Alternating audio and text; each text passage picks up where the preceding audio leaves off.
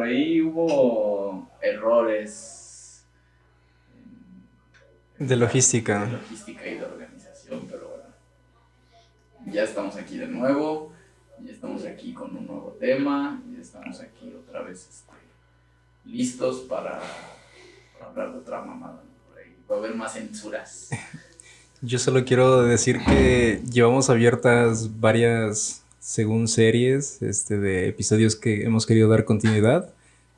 Y este va a ser uno de esos, que esperemos que tenga una segunda parte, así como el de Star Wars debería de tener otra segunda parte, Ay, perro. así como debería de tener parte la de Black Mirror. Están ahí como pendientes, Vamos pues. a continuar con esas. Ajá, continuar. Pero bueno, lo que digas. ¿Qué tal? ¿Qué vas a decir?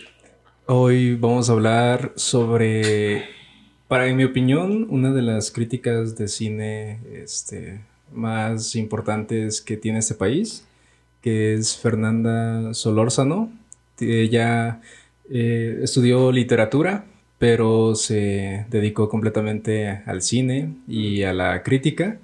Ella en sí no escribe libros, pero hizo un ensayo que es sobre el cual vamos a hablar, el primer capítulo, y que hace referencia a una de las películas también icónicas, que es Misterios de la Sala Oscura, ensayo sobre el cine y el tiempo, creo que sí es el título completo, y pues maneja varios capítulos, maneja como 8 películas me parece, pero hoy nos abocamos al primer capítulo y al primer libro, bueno, la primera película que habla, que es La Naranja Mecánica. Fíjate que. No, es que yo esa película la vi cuando tenía como 15 años, creo, güey. No entendí un pito. Y la vi ahorita y tampoco entendí nada, güey. No sé si sigo igual de menso que cuando tenía 15 años o qué pedo, pero. No es cierto, la vi, está muy chida. Está muy chida. Con el contexto que da ese librito, está chido. Y lo curioso o lo que a mí me fascina de Fernanda Solórzano y es que en su crítica no es como últimamente vemos en los youtubers, que simplemente es, no, esta película tiene 4 estrellas o 3 estrellas o vayan a verlo, cosas así, ¿no? Sino que ella trata de tocar un tema social, cultural, y a partir de ahí agarrar y hablar sobre la película, y creo que se ve en su escritura que nos habla de, si bien, La Naranja Mecánica, pero no toca en sí la película como tal, sino a lo mejor da una sinopsis, pero se evoca más a lo que a la historia, pues, a lo social, a lo cultural. Uh-huh. Sí, es muy interesante. La verdad es un libro con varios apartados, digamos, con varios ensayos, con varios capítulos, pero es muy interesante porque te da como todo el contexto histórico de qué está sucediendo, ¿no? Ajá. Digamos, estamos hablando de Inglaterra a principios de los 70s. ¿Es Kubrick? Sí. No, estamos hablando de Kubrick, digo solo para... Y me parece muy, muy, muy interesante cómo va hilando, digamos, porque bueno, obviamente hablando de la película como tal, pues, causó como mucho pedo, ¿no? O sea, desde su proyecto, que es 1971, 1970. Sí, entonces, digamos, y eso lo dice el texto, ¿no? Cuando sale a la luz La Naranja Mecánica, hay como un revuelo así muy cabrón en la sociedad inglesa, pues por la violencia, ¿no? La tal cantidad de violencia que hay en la película, ¿no es cierto? Se hace como la crítica más fuerte es que se hace apología de la violencia en los jóvenes, ¿verdad? Con el personaje tan icónico de Alex y los Drugos. Pero la neta es que pues, es una obra maestra, güey, ¿no? O sea, porque Sí. bueno, hay opiniones divididas. De hecho, creo que Stanley Kubrick tuvo que sufrir como ahí un acto muy cabrón de censura. No, durante mucho tiempo me parece que había como una versión como súper cortada de la película. O de plano no la proyectaban, ¿no? Sí, Entonces, de hecho el libro rescata esos detallitos en donde te dice tuvo que censurar 30 segundos de la película, y esta parte donde hay una orgía, por así decirlo, igual hace la edición en acelera la toma de la escena, y que igual que esto también era pauta para decir, se clasificaba pues como una, en Estados Unidos como una película X, en donde incluso también en Inglaterra creo que lo querían prohibir porque decían que si, como que a nadie se le había ocurrido pues acelerar una toma donde alguien tenía relaciones sexuales y simplemente ponerlo como si fuera arte, y decían que aquellos que se dedicaban a la pornografía podían hacer algo así y que eso alentaba pues a entrar a otra categoría. Y es ahí en donde creo que, no sé si crean o entra esta película a la clasificación R, que pues es una clasificación más para adultos, con más cosas más violentas o temas más delicados. Sí, como que hace una película muy tabú, ¿no? Muy criticada. O sea, el contexto es muy interesante porque es como una especie de distopía. Es decir, es como la ciudad de Londres en un futuro medianamente cercano. Uh-huh. Y bueno, la estética de la película pues es otro pedo, ¿no? O sea, desde la imagen, la fotografía, la música, la combinación ahí como bien extraña entre elementos clásicos como Beethoven, ¿no? Por ejemplo. Sí. Entonces, pues está cagado porque realmente hay que ver el contexto como social y político de Inglaterra de los años 70. Tenemos a una mujer muy interesante que es Margaret Thatcher, ¿no? Que es una primer ministro pues muy, muy radical, muy conservadora. Y pues ve en la película como elemento, bueno, el gobierno de la época ve como elementos ahí como subversivos y radicales, casi que van a perturbar y pervertir a la juventud. O sea, la señora sí podía eliminar los sindicatos y dejar a miles de familias inglesas sin trabajo, pero Kubrick estaba pervirtiendo a la juventud, ¿no? O sea, es algo muy interesante. Fíjate Sí. que, paréntesis, otra película que aborda ese mismo momento que a mí me encanta, güey, es la de Billy Elliot. Okay. Me mama Billy Elliot, bueno, ¿no? Que obviamente habla de eso, ¿no? Obviamente el contexto es el niño que baila ballet, pero detrás de eso, o sea, es un momento complicado donde además como que Londres, bueno, tú estuviste ahí, ya nos podrás decir, pero los ingleses son raros, ¿no? Realmente muchos movimientos de contracultura aparecen ahí, o sea, realmente estamos hablando de los años 70, el movimiento punk, el rastafarismo, Ajá. el new wave, o sea, hay como una mezcla ahí muy extraña de cosas, ¿no? Creo que cuando hablábamos de Radiohead también tocamos algo así, ¿no? Sobre cómo las bandas, la cultura, el arte de ahí es raro, pues. Sí, claro, es distinto, ¿no? Sí. Tienen su forma muy peculiar y hasta eso, el mismo Kubrick no es inglés, ¿no? Pero No. muy influenciado tanto por la novela como por el tiempo que estuvo exiliado ahí en Inglaterra.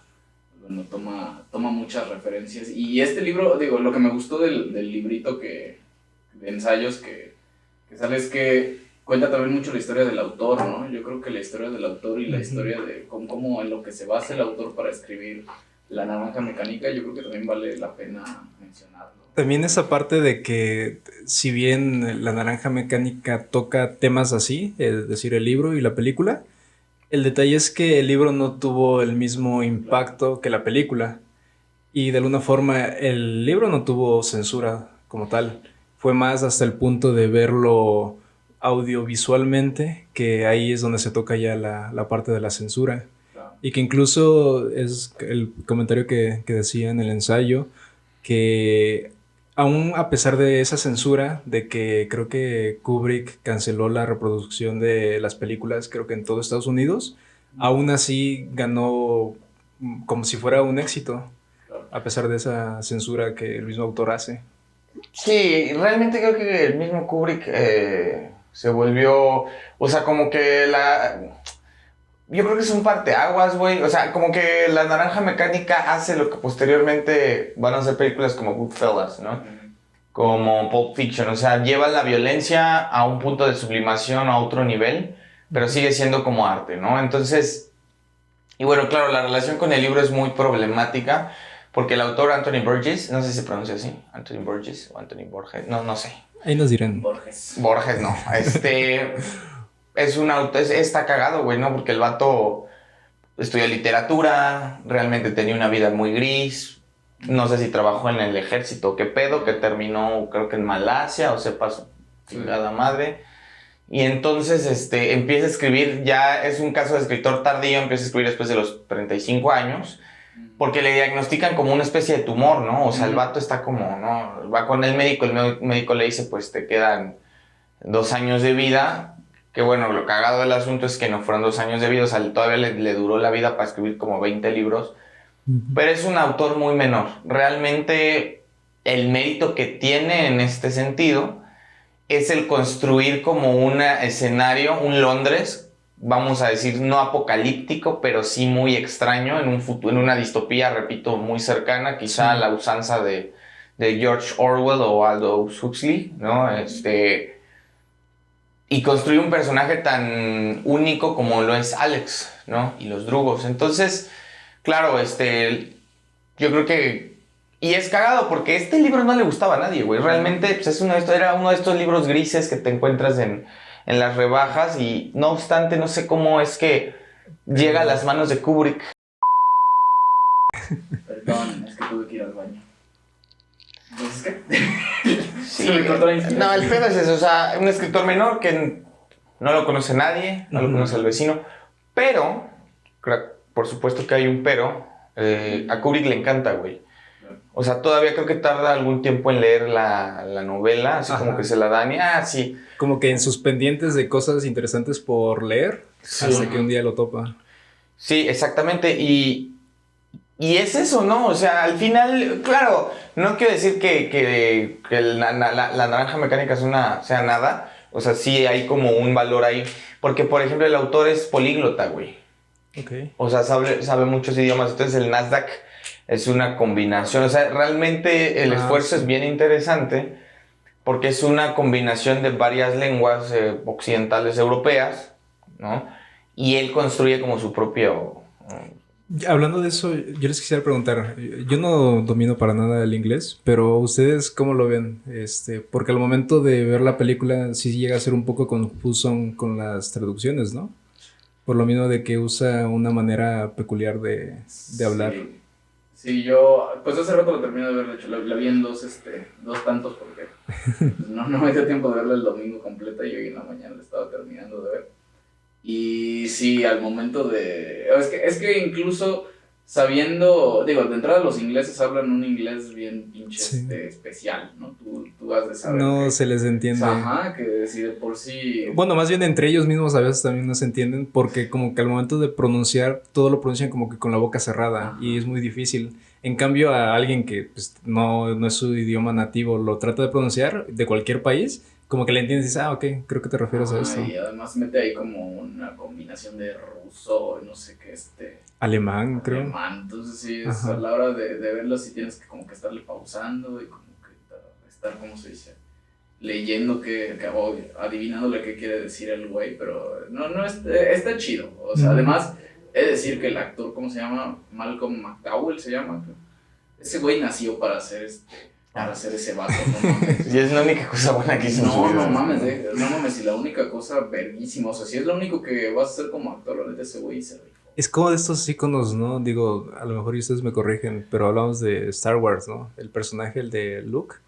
También yo no lo conozco, Mark Hamill, no lo conozco por otra, yo al menos no lo conozco por otra cosa. O el de Volver al Futuro tampoco, no lo conozco por otra cosa. Más destacable, pues. Sí. Sí, realmente es como estos papeles que son tan grandes, te ponen en una posición como tan complicada, tan irrevocable, digamos, que sí es difícil hacer otra cosa después de eso, ¿no? Pero sí, concuerdo, realmente es la película perfecta. Bueno, a mí, por ejemplo, también me gusta mucho la escena de la sí es de la violación de la esposa del escritor. Cuando están cantando Singing in the Rain. Y además el libro... dice cosas bien interesantes que, bueno, a lo mejor está a la vista de todos, pero es cagado porque esa escena en particular a mí, en mi poca y nada conocimiento de la historia del cine contemporáneo, me parece brillante, güey. O sea, de una perfección, de una naturalidad, porque además está cantando Singing in the Rain, ¿no? Y dice que, por ejemplo, Kubrick, al momento, ustedes saben que Kubrick era obsesivo, hostigaba literalmente a sus actores de reparto, era severo, era un hijo de puta, güey, ¿no? Como director. Pero curiosamente en esta escena le da completa libertad a Malcolm McDowell para que él pueda como improvisar en cámara, porque lo que se cuenta es que en bambalinas él estaba muy nervioso, ¿no? Por la interpretación que iba a hacer, que es obviamente la representación de una violación, y entonces él, digamos que por el nerviosismo empieza a silbar Singing in the Rain. Entonces a Kubrick le gustó tanto el contraste, digamos, la imagen que proyecta, que lo dejó cantarla. Entonces a mí se me hace una de estas historias donde hay un elemento, porque claro, pudo haber sido simple y llanamente la violación, los putazos y lo que sea, pero yo creo que esto le da un toque extra, güey, ¿no? Tiene como algo ahí como digno de recordar, porque además es muy, muy simbólico, güey, no sé, Sí. en el inconsciente colectivo, no sé. Yo creo que Kubrick, sí, como dices, es un tipo, yo creo que es una persona con la que debe haber sido muy difícil trabajar, güey, ¿no? Y lo ves en todas sus películas, o sea, porque estéticamente todas sus películas están verguísimas, ¿no? Cualquier película que digas de este güey tiene una estética, y ¿sabes yo en qué me estuve fijando? Que, por ejemplo, todos los documentos que firman, ¿no? O sea, todos parecen hechos como si realmente el gobierno inglés les hubiera como prestado estas fichas que usan, ¿sabes? O sea, sí se nota un perfeccionismo pasado de verga, muy, muy pasado, porque pues está bien, ¿no? De repente está bien meterse tú ves una película y sentirte dentro de esta experiencia inmersiva, ¿no? Que es sentarte a ver una movie, pero sentarte a ver una película de Kubrick, digo yo, igual sin saber nada de cine, sin saber nada de lo que es una dirección, sin saber nada de eso, pues lo ves y de lo que te das cuenta es que cada montaje, cada puesta en escena es una obra de arte, güey. ¿Sí? Desde el cómo colocan las cámaras, desde la iluminación, ¿no? Estéticamente cómo está construido cada escenario. No se diga la novena sinfonía de Beethoven, convertida ahí en un, ¿Leitmotiv? en un tema, no, deja tú el leitmotiv que lo es, sino como en un tema medio futurista, ¿no? No sé si esa versión en específico la hayan hecho para la película o si ya existía antes pero está muy cool. No sé si te recuerda a cuando hablábamos de Historia de Fantasmas, en donde el monólogo del vato, el peloncito en la fiesta, que dice, pasarán años y años, y de la nada alguien empezará a tararear, no sé si hablaba de la novena sinfonía de Beethoven o algo así, y cómo te das cuenta aquí en un futuro distópico, cómo cosas así también son relevantes todavía. Y la novela sinfonía, digo, yo no sé hacer un análisis de esto, pero yo creo que también tiene ahí su significado el que esté tan obsesionado con la novena. Digo, con Beethoven y con la novena, ¿no? Que es una pieza que a mi parecer no es mi pieza favorita de Beethoven, pero pues, está muy cabrón, muy cabrón. Sí, yo algo igual que quería tocar es un apartado que mencionaba el libro, en donde habla sobre los escenarios, el cómo logra tener ese toque distópico de alguna forma, y es porque se supone que, según la autora, en lugar de que Kubrick mandara a personas a buscar locaciones, lo que Kubrick hace es ver en revistas de arquitectura como de décadas pasadas cuál es esa arquitectura futurista que consideraban.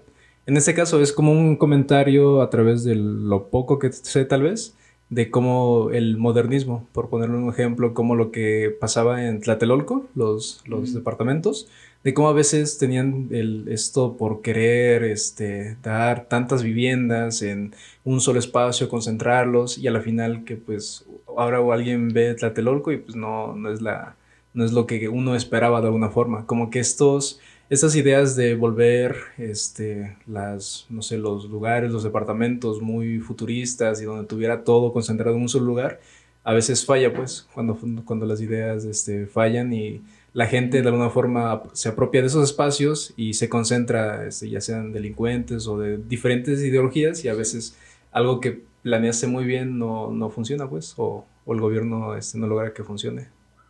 Sí, fíjate que se nota mucho en la escena en la que va al bazar y entonces entra si te fijas cómo se ve todo como en lámina, como metálico, ¿no? Ahí es donde sale esta pieza de Beethoven como versión futurista, ¿no? Como con un sintetizador que dices... O sea, tiene mucho sentido, lo que dices y lo que dice en su libro en el capítulo sobre cómo se veía, cómo se esperaba que fuera la sociedad o cómo fueran las construcciones en el futuro, ¿no? Cómo sería algo futurista, ¿no? Cómo lo veían en esa época. Sí, como por decir el estilo, según yo, que ahí maneja, o el movimiento más bien, el modernismo, de cómo se ve que falla y pues en las locaciones tal cual. Cuando llega, está en este pasillo en las escaleras y todo es como un basurero, Sí. pues. Ajá. ¿Qué más? Sí, pues hay más, ¿no? Por ejemplo, bueno, claro, hubo muchos conatos, ¿no? De jóvenes que intentaron emular. Bueno, una de las escenas también más criticadas es cuando Alex y los drugos golpean al vagabundo, ¿no? Ah, sí. Realmente que es también una apoteosis, una apología de la violencia. Pero cagado, porque es que pareciera que los ingleses no tienen memoria, no sé qué pedo, güey, ¿no? Sí, porque uno de los argumentos en la época era como, no, es que esa película incita a la violencia, corrompe a la juventud y su puta madre. Y es muy cagado porque la autora se avienta como un recorrido hacia atrás, güey, para hablar, por ejemplo, de las pandillas, güey, de las gangs de Inglaterra. No nada más de la época reciente, digamos, siglo XX, sino desde finales del XIX. Y es muy interesante porque hay como... O sea, tal pareciera que lo que genera estos círculos de violencia es la propia industrialización, ¿no? Por ejemplo, yo me acuerdo mucho que hablaba de los Scuttlers, que son un grupo de jóvenes que se juntan afuera, bueno, en las zonas conurbadas, en la zona, pues sí, En las fábricas. Ajá, fuera de las fábricas, y que su sello de identidad precisamente es la indumentaria. Sí. Porque ustedes recordarán la indumentaria de Alex y los Drugos. De hecho, siempre hay un pendejo que se disfraza de Alex y los Drugos. Sí, claro. En la prepa, ¿no? Claro. Yo no fui. Que hubiera querido. Pero no, o sea, pero es eso, o sea, dice ella, o sea, yo creo que el argumento es bien interesante porque es como los mismos círculos conservadores que critican el arte de Kubrick son, digamos, históricamente los mismos que de manera indirecta producen la violencia en Londres. Ajá. ¿No? Porque como dices tú, realmente todos los grupos, porque en realidad eran niños. O sea, hay una de las noticias más sonadas de 1896 o 97, no recuerdo, es porque además ellos, bueno, los punks, los hooligans del fútbol, y bueno, en este caso los drugos, que punto y aparte, son herederos, son nietos, por así decirlo, de estas pandillas. De estas pandillas. Y lo cagado es que ya había noticias desde entonces, por ejemplo, de asesinatos de niños, o sea, de que hacían estas llamadas batallas campales, que ahora son más evidentes, por ejemplo, en el ámbito del fútbol, ¿no? Con el hooliganismo. Y había noticias de eso, güey, ¿no? O sea, de cómo en una batalla campal lo habían asesinado con un rocazo en la... O sea, era brutal, cabrón. O sea, y lo que yo entiendo aquí es, güey, la brutalidad no la inventa Kubrick en los 70. O sea, ya hay un antecedente histórico en Inglaterra, repito, a través de la industrialización, de la producción en masa, de la creación de fábricas, de la explotación infantil, que de manera indirecta, ¿no?, es la que produce estos círculos de violencia. Sí, ¿no? Y también cómo evoluciona, digo, sí se queda también en esa parte de la revolución y que a partir de hacer equipos de fútbol, de alguna forma como que concentran a los, ¿cómo decirlo?, a las pandillas para algo más deportivo y ayudarlos. Pero se ve que hay una evolución de estas pandillas y es en esta vestimenta. No sé exactamente cómo se llama el grupo, pero en donde se visten más, creo que como los 80, como rockeros, de alguna forma, como rock and rolleros o así. Y como también se supone que, creo que era para darle identidad, los costureros de ese lugar hacían estas vestimentas según para que los jóvenes tuvieran una como identidad o se viera la diferencia de clase social, pero es como la clase baja, por así decirlo, que adopta esta vestimenta. Y hace igual una comparación en Estados Unidos que pasa con los dandies. La vestimenta es diferente, pero la intención de alguna forma es lo mismo. De alguna forma, darle identidad a un grupo, a una pandilla. Con los pachucos. Sí, o sea, son prendas llamadas. De hecho, los outfits son muy interesantes. Claro, el que lo hace o quienes lo hacen muy, muy bien, muy distorsionado, pero eso no importa, es muy buena serie. Digamos que son los Peaky Blinders, ¿no? Esta serie súper aclamada, pero es eso, o sea, esta idea de los pantalones bombachos, los tirantes, ponerte una navaja de afeitar en la visera. El copete, exactamente, o sea, muchos elementos que después van a dar pie a cosas como el rock and roll o incluso la moda, lo que llamaríamos hoy lo vintage, surge ahí, ¿no? ¿Qué es lo que dice la autora? Que los adolescentes, los jóvenes no tenían una identidad en vestimenta. ¿Por qué? Porque de alguna forma tu uniforme para ir al trabajo era tu Claro. mismo uniforme para tu casa, porque tenías una sola vestimenta. De alguna forma todo era, te costaba, pues, tenías un sola cambio de ropa, por así decirlo, o dos si ya te quieres poner más rico, pues. Pero de alguna forma con esta evolución, los mismos costureros, al tratar de crear algo, no sé, para la clase alta, pero la clase baja apoderarse, de alguna forma ya hay una identidad, ya hay una diferencia, ¿ok? Estos son los adolescentes jóvenes que ya los identificamos de esta forma, a comparación de los adultos tal vez más formales. Sí, y fíjate, algo que me viene un poco a la mente es precisamente la indumentaria de Alex. En realidad, si lo vemos un poco forzado, las prendas que utilizan estos grupos en finales del 19, principios del 20, son como un remedo de los grandes trajes de la aristocracia. Uh-huh. Es como una especie de radicalización, de contrapunto de la aristocracia. Bueno, sin irnos más lejos, apenas que fue la coronación del rey Jorge III, Carlos, ay, perdón. Jorge Carlos, bueno, no, no es cierto. Podemos ver cómo son las cortes, güey. Porque todavía uno de los pocos lugares o de los pocos espacios donde se conservan los ritos y los modos de etiqueta muy alta es precisamente en las monarquías. Entonces a mí me parece muy curioso, güey. O sea, porque yo me quedé pensando que, bueno, es que Naranja Mecánica siempre se ha dicho lo mismo, ¿no? La película, la imagen y la chingada. Pero yo creo que también, más allá de eso, y a mí me parece curioso que Margaret Thatcher y bueno, el gobierno conservador hagan tanto hincapié en esto, porque yo más bien pienso, ¿no será que es más bien como una replicación de lo que siempre ha sucedido? Porque quien ejerce el poder es el que determina o quien va normando lo que puede o no puede hacerse. Más allá de que Alex sea un delincuente o no, es el hecho de que nos remonta como a esta imagen. O sea, como que pareciera que en este caso tenemos que ver a la gran Londres del Big Ben, ¿no? De los grandes, de las calles limpias, de la clase, pero realmente no. Y ese punto es interesante porque lo toca la autora y a mí me encantó. Dije, no mames. O sea, como que pareciera que hay una especie de tabú en que se conozca la historia proletaria de los ingleses, güey. Uh-huh. ¿No? Fíjate que no, está muy cool, precisamente pensando en la censura que se ejerció sobre este filme. Y también entendiendo un poco cómo es una crítica que si bien Kubrick, el autor lo piensa como en un Londres futurista, también es medio cierto, ¿no? Que existe esta represión que mencionan, ¿no? Por la clase alta, por la clase que está en el poder. Y habla sobre esta censura que era obligatorio, pues, que este tipo de películas o este tipo de contenidos tuvieran como una enseñanza, ¿no? Que los jóvenes que se acercaran a ver este tipo de películas, pues bueno, salieran como de las salas como con, ok, está bien ser joven, está bien ser radical, pero pues hay que seguir el buen camino, ¿no? Y entonces lo que hace este autor es más bien evidenciar lo que está pasando, ¿no?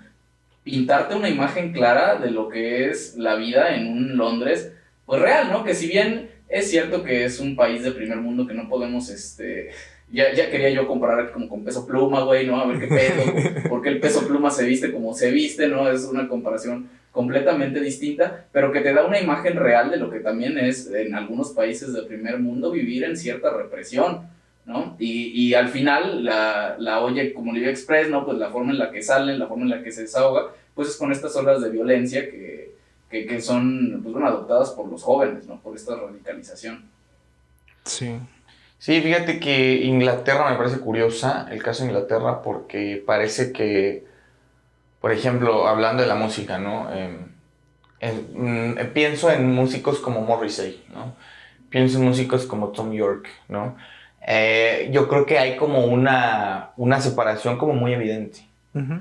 Pareciera que el único lugar, y bueno, eso es una cosa como muy universal, me parecía que el único lugar donde uno pudiera sentirse seguro es en el arte. Yo creo que bueno, Kubrick entiende esta parte.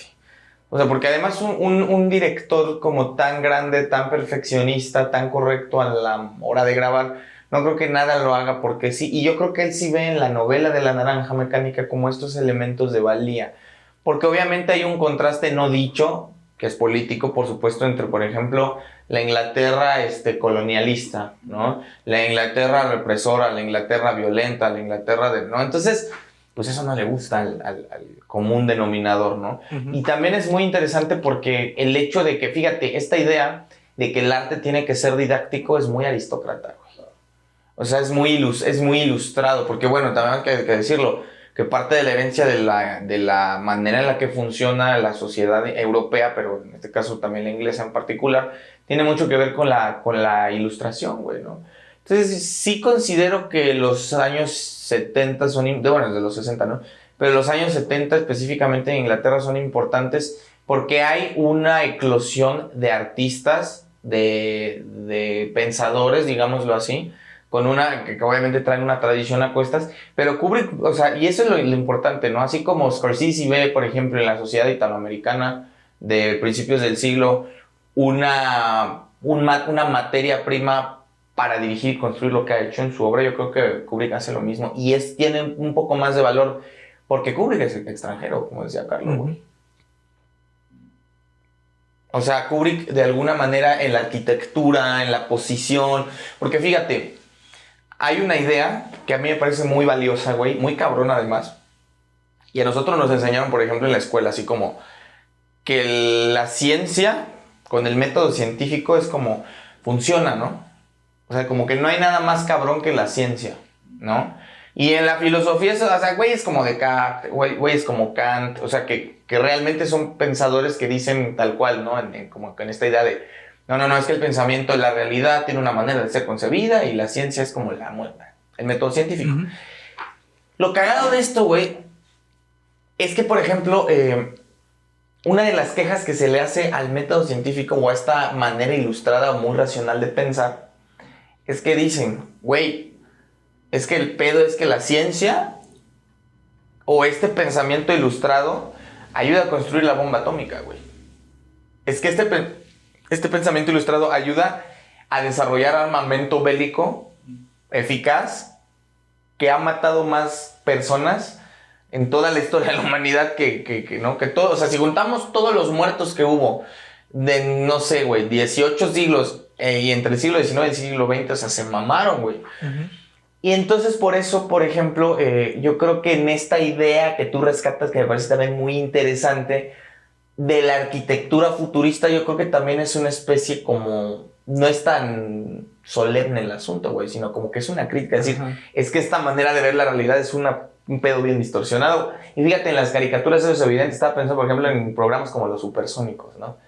Esta idea de que cuando acabara el siglo XX íbamos a estar en carros voladores, ¿no? Sí. Es una falacia, güey. Es una falacia. Y yo creo que Kubrick lo ve muy bien. No sé si lo ve, pero a mí como espectador me parece muy valioso, güey. Sí, de hecho en la arquitectura hay una eminencia, ¿no? Así como en cada disciplina las hay. En este caso hay un personaje que se llama Le Corbusier. Que Le Corbusier es, así como Ford hablaba sobre el coche, sobre cómo industrializar todo y así, Le Corbusier toma esa idea y también planteaba una teoría sobre la máquina del habitar, que hablaba sobre estas casas, estos prototipos de casas, como lo que comúnmente, no sé, hay en México, casas Geo, casas de Infonavit, algo de ese estilo.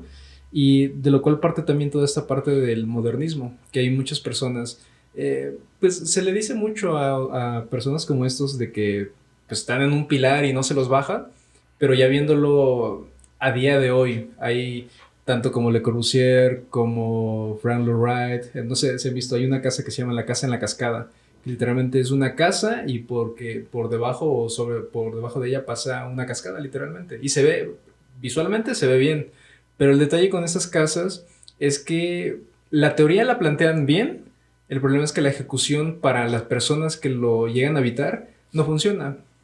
Es decir, en la casa de la cascada se supone que no es muy habitable porque el sonido constante del agua es insoportable. Funciona como escultura, pero no funciona como para habitar. En casos como los de, creo que incluso hay otro que es igual de como parecido a Le Corbusier, hace una casa en donde todo es un plano horizontal, cristal, plano horizontal, pero es ok, y el sol y el frío, y más en Europa, es como tampoco funciona. Y esta persona recibía constantes demandas de la dueña de la casa porque estaba inconforme. Y es ahí en donde ideas como estas están bien en la teoría, pero ya aterrizadas difícilmente llegan a ser buenas. Vuelvo yo a esta parte de los conjuntos habitacionales de Tlatelolco, que igual no lograron funcionar. Que la idea es buena, pero como son ideas tomadas, y es lo que yo digo generalmente, como muchas de las veces son ideas tomadas de lo europeo, cuando lo arrojas a un lugar que tiene su propio contexto, que tiene su propia cultura, no logra funcionar. Porque son simplemente copias en donde allá no funcionaron, ahora te lo traen aquí y aquí menos va a funcionar. Y es donde se crean estos barrios donde la violencia se concentra y son focos de atención. Sí, fíjate que estaba pensando, por ejemplo, en cuando a Alex le dan como este tratamiento de, ¿cómo se llama? Para quitarle lo pendejo, ¿no? Donde le ponen las pinzas. Ajá, y tiene, o sea, me parece, es que me hace mucho sentido, güey. Uh-huh. O sea, es como la descontaminación del hombre moderno, o sea, de que nos han llenado de un discurso hegemónico que no funciona, güey. Sí. Y obviamente, y cagado, porque yo creo que lo único universal es la violencia, güey. O sea, la violencia tiene como un elemento sublimador muy interesante, como, bueno, ahí vamos para la audiencia, ¿no? Íbamos a abordar un texto, ¿no? Que pues, ya al final decimos que no, que se llamaba, ¿se acuerdan? La necesidad del mal en la literatura. Uh-huh. Yo creo que es muy difícil como en el discurso oficialista, y hoy pasa, ya pasa en todas las sociedades, aquí pasa, entender como la función de la violencia, que yo creo que para Kubrick no necesariamente es moral. No necesariamente es moral, porque si fuera así, entonces la mitad de las cosas que hemos visto o leído tendrían que ser quitadas de estanterías y curiosamente tal pareciera que las sociedades más severas, más ¿cómo se llama? Abusivas, en caso del nazismo, ¿no? Son las que, curiosamente, son las que intentan siempre censurar el arte. Sí. Y eso también me parece muy interesante porque pasa, o sea, este libro increíble de Ray Bradbury, ¿cómo se llama? Fahrenheit 4... Ajá. Habla precisamente de eso. Y es que, real, si lo vemos hoy, Kubrick es una leyenda, mano. Pero estas son pruebas como muy importantes porque te das cuenta que pone en evidencia un sistema, un discurso, un gobierno, una estructura social que son totalmente, que viven en términos pues muy severos, muy, muy cuadrados, muy raciales, muy lo que quieras. Sí. Eso me llama mucho la atención, ¿no? Sí, no sé cómo ustedes lo vean, digo, no sé que no les gusta hablar tanto de política y quejarse sobre ello, pero se puede decir que igual nosotros, tal vez no como tal, pero a un grado pequeño, a través de las redes sociales, también nuestro gobierno busca esa censura. Sí, claro. En el punto de los bots, que si alguien comenta o da un criterio negativo o diferente al que todo el mundo lo da, automáticamente te llueven comentarios y de bots, no de personas reales. Pon tú que de 10, 2 personas sean reales los que te dicen, ok, no está bien lo que tú dices, o estás mal, o esto es lo correcto, pero lo demás son bots. Y lamentablemente es muy común, sea en cualquier red social, cuando hablas mal del gobierno que hay actualmente, es como, tal vez no te censuran como tal, pero buscan, sí, no sé, en un grado. Fíjate que tocan un tema bien sensible, porque no, y es cierto, y yo creo que la constante a partir de que comienza a haber esta apertura en el arte y más con la globalización, pues yo creo que es más sencillo que yo me pueda enterar de lo que está sucediendo en Timbuktu, ¿no? Y yo creo que eso en gran forma, en un sentido amplio, está chido, pero también se da lugar y yo creo que es hasta natural por parte de cualquier tipo de gobierno, pues que exista la censura, ¿no? Yo creo que un gobierno que no intenta censurar pues a las personas o el arte o a los periodistas, pues no es un gobierno. Entonces, sí es un tema que por lo menos a mí me abruma bastante, digo, y te digo, esta película me late porque lo toca bastante bien, porque no te quiere adoctrinar, ¿sabes? yo no quiero ver películas, yo no quiero ver pinturas, yo no quiero leer libros, yo no quiero leer notas periodísticas, yo no quiero ver La Mañanera, cabrón, para que me adoctrinen, ¿no? Por el contrario, entonces, yo creo que ese es el gran pedo, pues, ¿no? Que tuvo esta película en su momento. Hoy ya es más vista como que ahí está chido, pero es cierto que los gobiernos, pues, en general, cualquier figura de poder, cualquier figura de autoridad, pues siempre va a estar, de cierta forma, pues, censurando lo que hay, ¿no? Y yo creo que hasta cierto punto es necesario, bueno, no sé si necesario, es natural más bien, pero también yo creo que este tipo de obras lo que hacen es pues es confrontar, ¿no? Confrontar pues estas represiones. Yo creo que también es necesario y chido para una sociedad, pues ver este tipo de cosas, ¿no? Hoy lo podemos ver y es cierto, yo por eso no procuro usar lo menos que pueda las putas redes sociales, ¿no? Me abruma a mí entrar a Twitter y ver que todo el pinche mundo está ardiendo, cabrón, ¿no? Me abruma entrar a Facebook y que esos hijos, ese puto algoritmo, hijo de su puta madre, me avienten los mismos videos del güey que está a favor de la 4T y del pinche loco que también está en contra, o sea, es lo mismo. Ajá. Cualquier lado es una cara distinta de la misma moneda, ¿no? Entonces, ahí está. El comentario antipolítico que querían esta semana. Chinga tu madre, gobierno. Sí, no sé, el final de la película a mí se me hace como un chiste tal cual, el ver cómo está en el hospital y ver que de alguna forma todo es parte de, pues, no sé si una cortina de humo, pero tratar de quedar bien con el público de alguna forma, con la población, para a lo mejor creo que hacían un acuerdo para poder verlo de una renovación o algo así, algo más político. Y pues es algo que pasaba en esos años, pasa a día de hoy y pues quién sabe, seguirá pasando también. Sí, y fíjate, está cabrón, güey, porque te habla de la destrucción. La única manera en la que Alex se puede integrar a la sociedad es con la destrucción de quién es, güey, ¿no? Ujú. O sea, con la destrucción de su individualidad. Bueno, yo soy Team Orwell, ¿no? Porque, bueno, recordarás este libro fantástico que se llama 1984, ¿no? Que habla un poco de esto, ¿no? De en las sociedades futuras, básicamente, una de las maneras en las cuales vamos a hacer, y fíjate, eso es más psicológico, güey.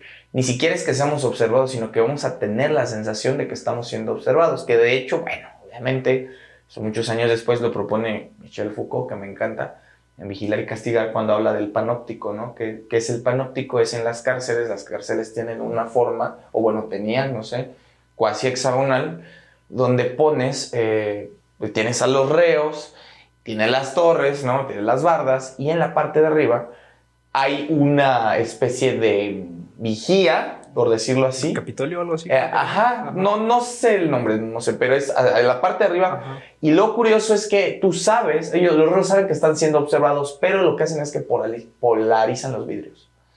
Entonces tú no sabes si te ven o no te ven. Sí, sí, sí. Que realmente gran parte del tratamiento de Alex, que eso a mí me llama mucho la atención a bote pronto, es a través de lo que está viendo, güey. Como que la película, yo creo que la manera en la que nos atrapan es a través del sentido. Obviamente, ¿no? Digo, también podría ser del oído, pero es a través de la vista. Sí. A través de la vista vemos como la descomposición de Alex, y a través de la vista y a veces de la vista de Alex vemos la recuperación de Alex, porque además algo muy siniestro de la película, que creo que no sé si se ha dicho, yo creo que sí, es como la institucionalización, por ejemplo, de las cárceles, de los psiquiátricos y de las escuelas, es como bien cabrón, porque ¿quién es el que norma que tú estás sano, que tú estás cuerdo y que eres funcional? Pues el gobierno y el discurso oficialista, ¿no? Sí. Entonces, en ese sentido, a mí me parece como bien brutal, porque al final no es que Alex se recupere, es que Alex es destruido, güey.